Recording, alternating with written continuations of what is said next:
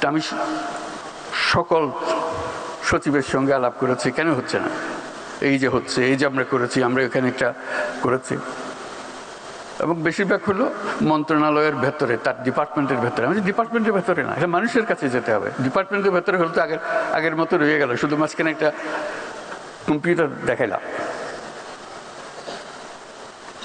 এটা মানুষের আয়ত্তে চলে যেতে হবে।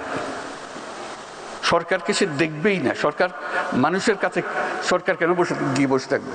সরকারের সার্ভিস যাবে, সরকার যাবে না। সরকারের প্রযুক্তি যাবে, সরকার যাবে না।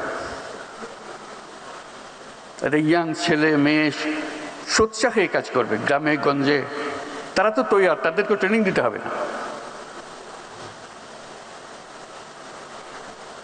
ফয়েজও বলেছে, শিশু বলেছে, আমরা করেছি, আমরা মেনে নিচ্ছি করেছি, কিন্তু আমরা দেখি নাই, আপনারাও দেখেন নাই হয়তো।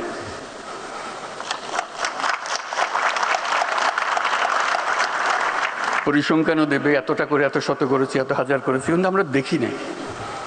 কেউ ঘরে আসে বলে নেই, দেখেন আমি এনআইডিতে যাওয়ার কথা, এখানে টাকা দিয়েছে, আমার এনআইডিতে দিয়ে দিছে। আমি বিশ্বাস করি না যে সেটা পারবে। আমি অবাক হয়ে গেলাম। এই গল্প কেউ ঘরে এসে বলে নাই, বন্ধুকে বলে নাই। যদি হয়ে থাকে তাহলে তো এটা সবার কাছে চলে যাওয়ার কথা। একই জিনিস তো, ও যেখানে সরকারের ধারে কাছে যাওয়ার দরকার নেই। সরকারের কাজ হলো জিনিসটা তৈরি করে দেওয়া, তারপর নাগরিকের কাজ করবে। এখন সরকার যেহেতু চাইছে না সবাই আমার কাছে আসতে হবে, আমার কাছে না আসলে আমার জীবন অসার। সেখানে এটা শক্তি, তথ্য প্রযুক্তির শক্তি। আজকে যে প্রতিনিয়ত আমরা বলে যাচ্ছি দুর্নীতি দুর্নীতি দুর্নীতি,